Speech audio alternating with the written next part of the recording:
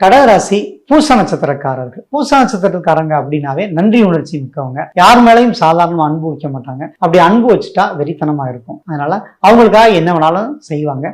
சின்சியரா வேலையை செய்யக்கூடியவங்க. அவங்க மனசுல என்னென்ன நினைக்கிறாங்களோ அந்த ஆசைகள்லாம் பூர்த்தி ஆகக்கூடிய அற்புதமான ஆண்டாதான் இந்த 2026 அமைய போகுது.